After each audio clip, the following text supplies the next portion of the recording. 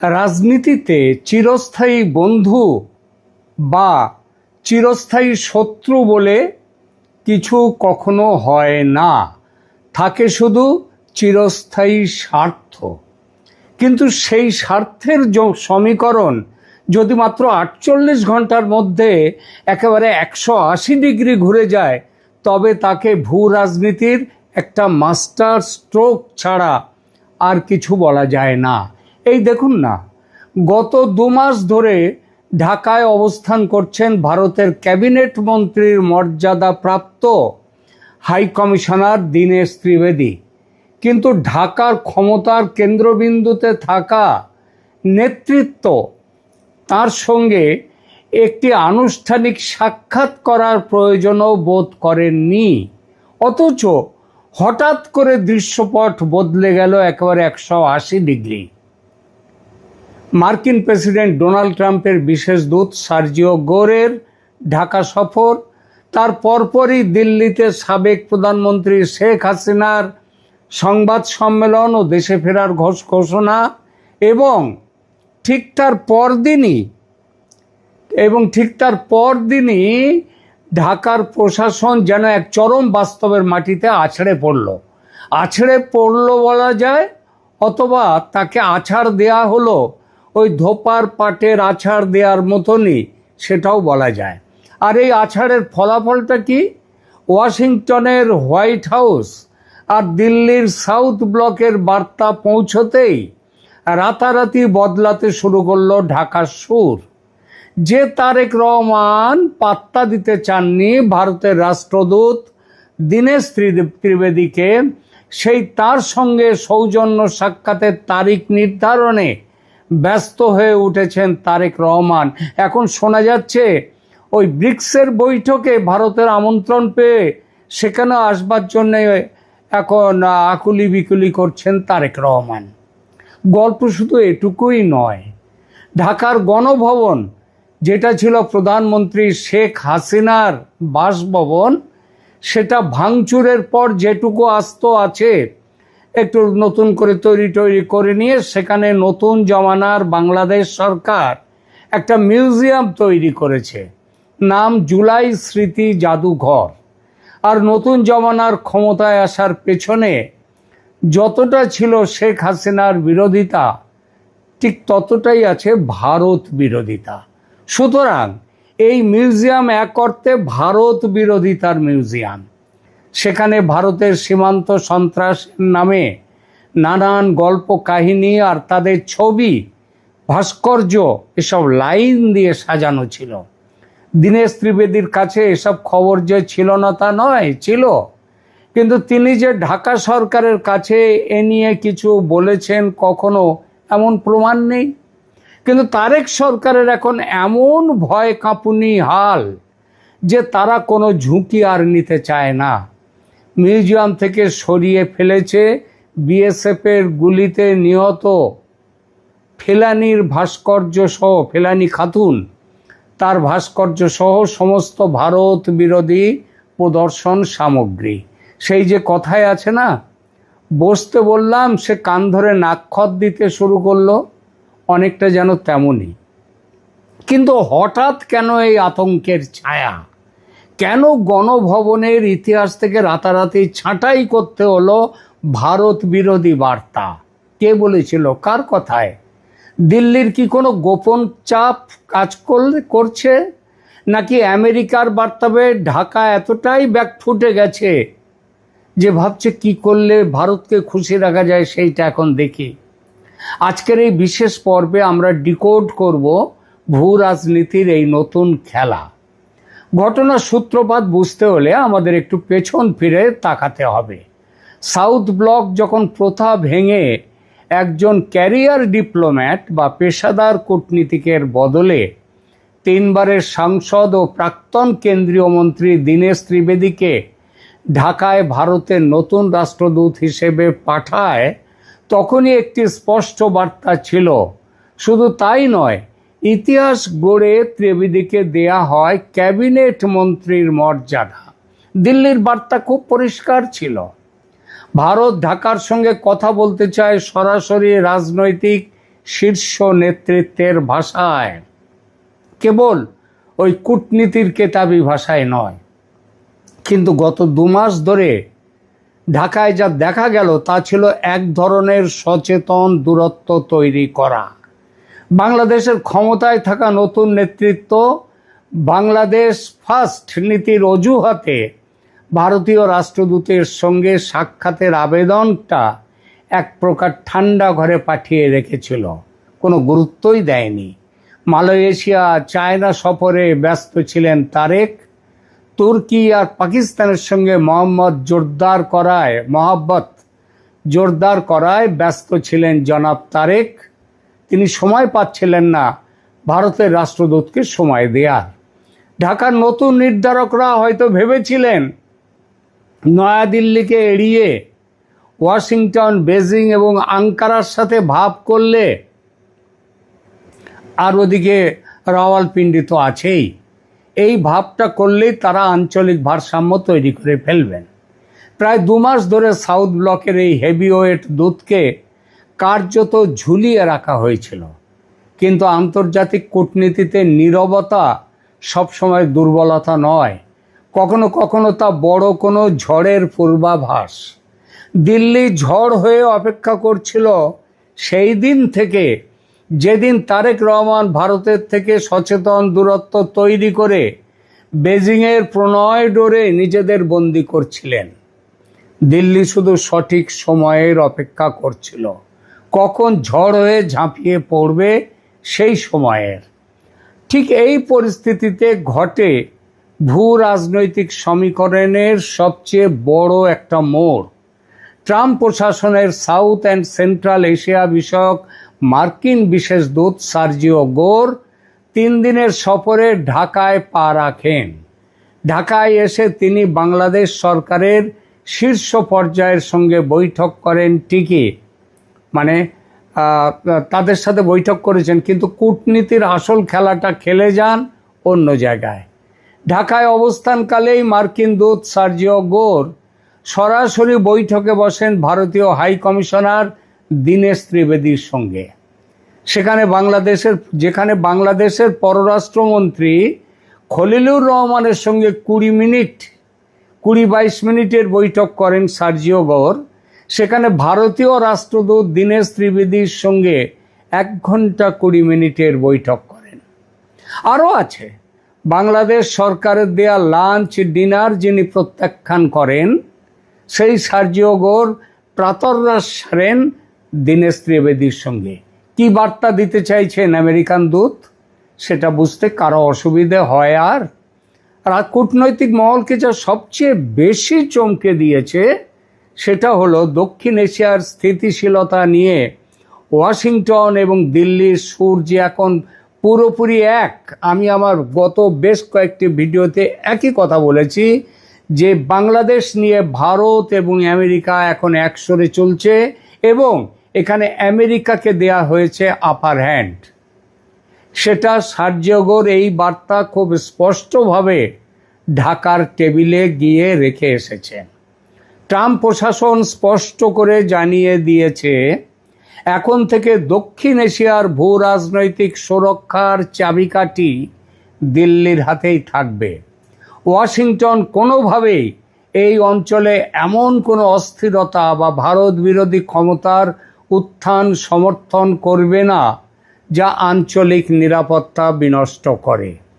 যে আমেরিকা বা পশ্চিমের কার্ড খেলে দিল্লিকে চাপে রাখার পরিকল্পনা করেছিল বাংলাদেশ, সেই আমেরিকার দূত নিজেই যখন ঢাকায় বসে দিল্লির দূতের সঙ্গে দ্বিপাক্ষিক আলোচনা সারেন, তখন ঢাকার জন্য বার্তাটা বুঝতে বাকি থাকে না। এরপরেও বার্তা না বুঝলে তাকে গর্দভ প্রজাতির জীব আখ্যা দিতেই হয়, রাজনীতিক বা কূটনীতিক নয়। সার্জিও গোরের ঢাকা ছাড়ার ঠিক পরপরই দিল্লি থেকে নেমে আসে দ্বিতীয় আঘাত। নয়াদিল্লিতে একটি সংবাদ সম্মেলন করে সাবেক প্রধানমন্ত্রী শেখ হাসিনা সরাসরি ঘোষণা দেন তিনি খুব শীঘ্রই বাংলাদেশে ফিরে আসছেন। এই সংবাদ সম্মেলনের রাজনৈতিক টাইমিং এতটাই সুনির্দিষ্ট ছিল যে মুহূর্তের মধ্যে ঢাকার রাজনৈতিক ও প্রশাসনিক অন্দরে একেবারে ভূমিকম্প শুরু হয়ে যায়। শুধু তাই নয়, ভারতের পররাষ্ট্র মন্ত্রণালয়ের তরফ থেকেও খুব মেপে একটা বিবৃতি দেওয়া হয়। বাংলাদেশ যখন বলছে এগুলো বন্ধুত্বের লক্ষণ নয়, ভারত বন্ধুত্ব চাইছে কিন্তু কাজ যা করছে তা বন্ধুত্ব ভাঙার মতো, যেন ওখান থেকে যেন শেখ হাসিনা কোনো রকম ভাষণ না দিতে পারেন ভারতে বসে, সেটা ভারতকে দেখতে হবে। একবার নয়, অনেকবার বলেছে ভারত, শুধু ছোট্ট করেও জানিয়ে দিয়েছে শেখ হাসিনা ভারতের অতিথি হিসেবে আছেন এবং তার বক্তব্যের স্বাধীনতা বা তার কৌশলগত অবস্থানের ওপর দিল্লির সম্পূর্ণ অফিসিয়াল নিয়ন্ত্রণ চাপানোর প্রয়োজন নেই, আর দিল্লি সেটা চাপাবে না। একদিকে মার্কিন প্রশাসনের কঠোর বার্তা, ভারতের তীব্র গোঁসা, বাংলাদেশ ওই চীন পাকিস্তান তুর্কি প্রেমের দিকে বেশি ঝুঁকেছে তার জন্যে, আর অন্যদিকে ভারতের মাটিতে বসে শেখ হাসিনার প্রত্যয়ী ঘোষণা আগামী ডিসেম্বরের মধ্যেই আমি ফিরে যাব। এই তিনের ধাক্কায় ঢাকার মসনদ বুঝতে পেরেছে যে দিল্লি এখন আর ওই ডিফেন্সিভ গেম খেলছে না বা রিঅ্যাক্টিভ গেম খেলছে না, দিল্লি এখন অ্যাক্টিভ মোডে চলে গেছে। ভারত এবার সরাসরি সাউথ এশিয়ান পাওয়ার পলিটিক্সের চাল চালছে, আর এই জোড়া ধাক্কাতেই ঢাকার ক্ষমতাসীনদের মধ্যে ছড়িয়ে পড়ে প্রবল উৎকণ্ঠা ও উদ্বেগ। এই কূটনৈতিক চাপের প্রথম বাস্তব প্রতিফলন দেখা গেল কোথায় জানেন? ঐতিহাসিক গণভবনে। যে গণভবনকে এই মাত্র কয়েকদিন আগে, বোধহয় এক সপ্তাহ হয়নি এখনো, সেখানে জুলাই গণ অভ্যুত্থান স্মৃতি জাদুঘর তৈরি করা হয়েছে এবং সেই হিসেবে গড়ে তোলা হয়েছে মাত্র কয়েকদিন আগে, উদ্বোধন হয়েছে। সেই জাদুঘরের প্রদর্শনীতে চলল এক গোপন মেকওভার। কীরকম সেই মেকওভার? 8ই আগস্ট জাতীয় নাগরিক পার্টির প্রধান ও বিরোধী দলীয় নেতা নাহিদ ইসলাম তার প্রতিনিধি দল নিয়ে জাদুঘর পরিদর্শনে গিয়ে দেখলেন এক মারাত্মক ঘটনা ঘটে গেছে। তিনি অভিযোগ করেন সরকারের নির্দেশে রাতারাতি জাদুঘরের প্রদর্শনী থেকে সরিয়ে ফেলা হয়েছে ভারতের সীমান্ত হত্যা সম্পর্কিত সমস্ত নথিপত্র, তথ্যচিত্র। সবচেয়ে চমকপ্রদ বিষয় হলো 2011 সালে বিএসএফের গুলিতে নিহত কিশোরী ফেলানি খাতুনের যে স্মারক ভাস্কর্যটি জাদুঘরে রাখা হয়েছিল, সেটিও রাতারাতি সেখান থেকে সরিয়ে ফেলা হয়েছে। বাদ দেওয়া হয়েছে নরেন্দ্র মোদীর বাংলাদেশ সফর কেন্দ্রিক বিভিন্ন রাজনৈতিক প্রতিবাদ ও আন্দোলনের আলোকচিত্রগুলো। কেনই তাড়াহুড়ো? উদ্দেশ্য পরিষ্কার। কেন এক রাতের মধ্যে নিজেদের তৈরি করা মিথ্যে ও ঐতিহাসিক ন্যারেটিভ সেগুলো সরাতে হলো? রাজনৈতিক বিশ্লেষকরা বলছেন এটি আর কিছুই নয়, বাংলাদেশ যে চরম আতঙ্কিত, সেই চরম আতঙ্কিত হওয়ার ফসল এটা। ঢাকা খুব ভালো করেই বুঝতে পেরেছে যে আনুষ্ঠানিকভাবে ভারতকে চটিয়ে রাষ্ট্র পরিচালনা করা অসম্ভব। দিল্লির কঠোর অবস্থানের পর সরকার এখন যে কোনো মূল্যে ভারতের সঙ্গে সম্পর্কের টানাপোড়েন কমাতে মরিয়া। বাংলা কথা বলছে কি, এসো ভাব করি, এতদিন যা হয়ে গেছে ভুলে যাও। তাই গণভবনের ভেতরে থাকা ভারত বিরোধী প্রতীকগুলো সরিয়ে নিয়ে দিল্লিকে এক ধরনের কূটনৈতিক বার্তা দেওয়ার চেষ্টা করা হচ্ছে। বলা হচ্ছে আমরা সম্পর্কে রিসেট বোতাম চাপতে তৈরি, আর খুনসুটি করব না, আমরা এখন থেকে ভাব খেলব। একদিকে মিউজিয়াম থেকে ছবি গায়েব করা, আর অন্যদিকে প্রায় 2 মাস এড়িয়ে চলার পর তড়িঘড়ি একেবারে ভারতীয় হাই কমিশনার দীনেশ ত্রিবেদীর সঙ্গে তারেক রহমানের বৈঠকের সূচি চূড়ান্ত করা। এই দুটি ঘটনা স্পষ্ট প্রমাণ করে যে বাংলাদেশ সরকার ভয় পেয়েছে, আর ভয় পেয়ে এখন পুরো ব্যাকফুটে। এদিকে স্বরাষ্ট্রমন্ত্রী সালাউদ্দিন সাহেব যতই চেঁচান শেখ হাসিনার প্রতি ভারতের সমর্থন নিয়ে, তিনি ভালো করেই বোঝেন ভারত ফুটো কড়ির বেশি গুরুত্ব দেয় না, দেবে না তার বক্তব্যকে। কারণ এখন হাত পেতে ভিক্ষে চাওয়ার পালা, অনুগ্রহ চাওয়ার পালাটা বাংলাদেশের, ভারতের নয়। বিদ্যুৎ উৎপাদন বাংলাদেশের গোল্লায় যেতে বসেছে ডিজেলের অভাবে। দয়া করে ডিজেল দাও। 30,000 মেট্রিক টন ডিজেল না দিলে আমাদের দেশ বন্ধ হয়ে যাবে। আর মাত্র তো 30,000 মেট্রিক টন। এটা তো, এই ডিজেল তো ভারতের হাতের ময়লা। দয়া করে দিন, নইলে আমরা মরে গেলাম। ভারত এখনো সাড়া দেয়নি, হিসাব করে দেখছে। ভারতকে আদৌ ভাব করতে তৈরি? নিশ্চয়ই, কেন করবে না ভাব? কিন্তু মনে রাখবেন, ভাব ভালোবাসার ভাষা এটা পরিস্থিতি অনুযায়ী পাল্টে যায়। গরজটা এখন বাংলাদেশের, সুতরাং একটু বেশি ঘাড় ঝোঁকাতে হবে, মানে নত হতে হবে বাংলাদেশকে। রাজনীতিতে রাস্তার স্লোগান আর রাষ্ট্র পরিচালনার চেয়ার, এ দুটো সম্পূর্ণ আলাদা জিনিস। বিরোধী দলে বা আন্দোলনে থাকার সময় যারা ভারত বিরোধিতাকে মূল রাজনৈতিক মূলধন করেছিল, ক্ষমতায় বসে সেই একই পথ অনুসরণ করা কতটা বিপজ্জনক সেটা এখন তারা হাড়ে হাড়ে টের পাচ্ছে। ভূগোলকে কখনো অস্বীকার করা যায় না। 3 দিক দিয়ে ভারত পরিবেষ্টিত একটি দেশের পক্ষে ভারতের সাথে স্থায়ী শত্রুতা বজায় রেখে অর্থনৈতিক বা রাজনৈতিক স্থিতিশীলতা আনা অসম্ভব। সার্জিও গোরের বার্তা, শেখ হাসিনার অবস্থান এবং সাউথ ব্লকের অনমনীয় কূটনৈতিক অবস্থান, এই তিনের চাপে পড়ে ঢাকা যে হাঁসফাঁস করছে, ইউটার্ন নিতে বাধ্য হচ্ছে, তা কেবল অভ্যন্তরীণ বিতর্কেরই জন্ম দেয়নি, বরং প্রমাণ করেছে ভূ রাজনীতিতে আবেগের কোনো জায়গা নেই। এখন প্রশ্ন হচ্ছে, গণভবনের দেওয়াল থেকে ছবি সরিয়ে বা তড়িঘড়ি করে দীনেশ ত্রিবেদীর সঙ্গে বৈঠক করে কি দিল্লি ঢাকার এই জমাট বরফ আদৌ গলবে? নাকি দিল্লির শর্ত পূরণ না করা পর্যন্ত এই কূটনৈতিক চাপ আরও বাড়বে?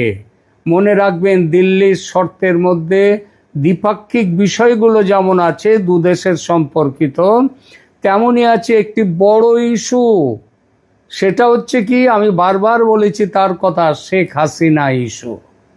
তার প্রত্যাবর্তন, তার নিরাপত্তা, আওয়ামী লীগের ওপর থেকে নিষেধাজ্ঞা প্রত্যাহার, 2027-এ সামনের বছর নতুন করে সংসদীয় নির্বাচন, এসব শর্ত পৌঁছে দেওয়া হয়েছে ঢাকার কাছে।